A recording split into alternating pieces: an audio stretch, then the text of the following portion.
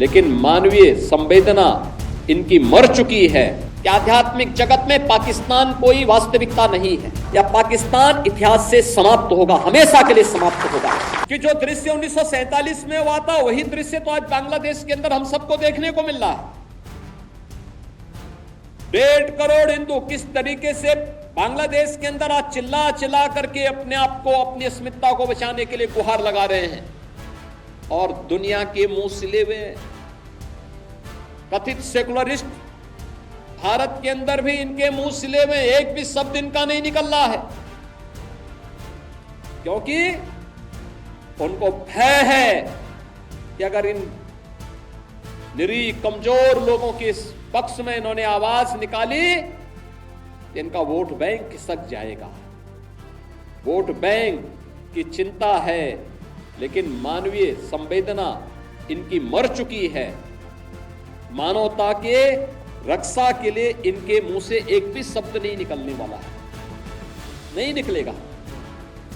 क्योंकि इन्होंने आजादी के बाद लगातार उसी प्रकार की राजनीति को प्रेरित और प्रोत्साहित किया, उसको लेकर के आगे बढ़ते रहे। ये लगातार बांटो राज करो की उस राजनीति के तहत ये लोग देश के अंदर कार्य करते रहे। अंग्रेजों से सत्ता इन्होंने उस समय प्राप्त की, ये वास्तव में भारत की सत्ता का नेतृत्व नहीं कर रहे थे, बल्कि अंग्रेजों के ही, ब्रिटिशर के ही मानस पुत्रों के रूप में इन्होंने भारत की सत्ता को उस रूप में संचालन करना शुरू किया जैसे ब्रिटिशर इस देश के अंदर कर रहे थे। और आज उसी का दुष्परिणाम यह देश लगातार चुकाया है, अखंड हिंदुस्तान चुकाया है। लेकिन हमारा संकल्प है, महर्षि अरविंद ने जो 1947 के पहले घोषणा की थी, आजादी की त्रास, देश की विभाजन की त्रासदी आजादी के मिलने के बाद अक्सर उन्होंने इस बारे में अपनी चिंता व्यक्त भी की, और उन्होंने इस बात को कहा था कि आध्यात्मिक जगत में पाकिस्तान कोई वास्तविकता नहीं है,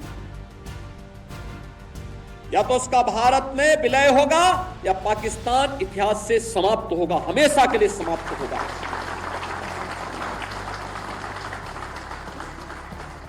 क्योंकि आध्यात्मिक जगत में जब जिसका कोई वास्तविक अस्तित्व नहीं है उसको नष्ट ही होना है।